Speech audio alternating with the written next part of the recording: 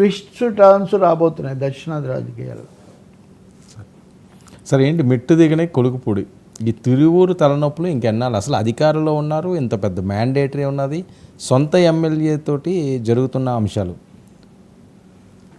నిజమే, ఆ రోజు మనం వాస్తవంగా జరుగుతున్నప్పుడు మనం ఆ రోజు మాట్లాడాము. అప్పటి నుంచి ఇప్పటికి చాలా రోజులు జరిగింది, కానీ ఈ సమస్య అలాగే ఉంది. ఈ సమస్య మీద రెండు రకాలుగా మాట్లాడిన వాళ్ళు, కొరికపూడిని ఖండించిన వాళ్ళు ఇదంతా ఉన్నారు. నిన్న ఆయన ఇచ్చిన ఒక ఇంటర్వ్యూ చూశాను నేను. ఆ ఇంటర్వ్యూ చేసిన ఆయన కూడా తెలిసిన మిత్రుడే, ఇవన్నీ తెలిసిన వారి వ్యక్తి ఆయన కూడా. కొలికిపూడి అయితే అంతకు ముందు నుంచి నేను నిలబడ్డాను, నేను రాజకీయాల వాడిని కాదు, ఆయన చెప్తుంది నేను రాజకీయాల వాడిని కాదు, నేను ఒరిజినల్ తెలుగుదేశం కాదు, తెలుగుదేశంలోకి చివరి దశలో ప్రత్యేక పరిస్థితుల్లో వచ్చాను నేను. కాబట్టి ముందు నుంచి చంద్రబాబును ప్రభావితం చేసేవాళ్ళు, ఆయన చుట్టూ ఉండేవాళ్ళు, వాళ్ళు అక్కడ ఉండొచ్చు.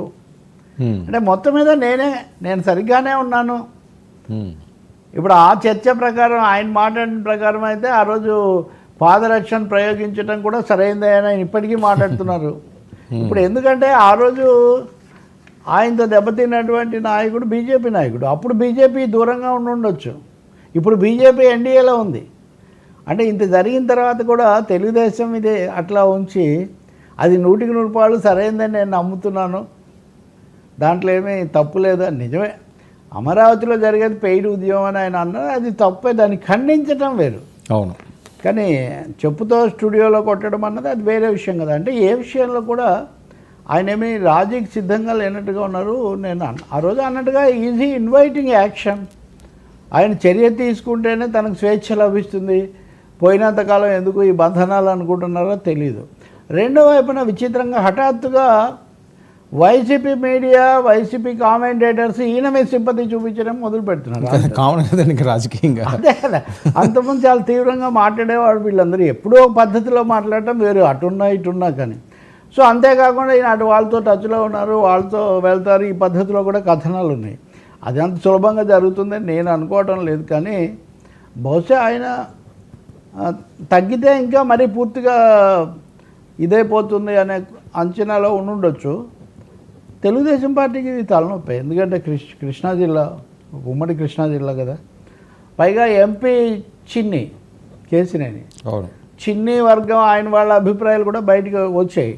రెండవది, ఈయన ఎవరి మీద ఆరోపణలు చేశారో వాళ్ళు ఎదురుదాడి చేస్తున్నారు.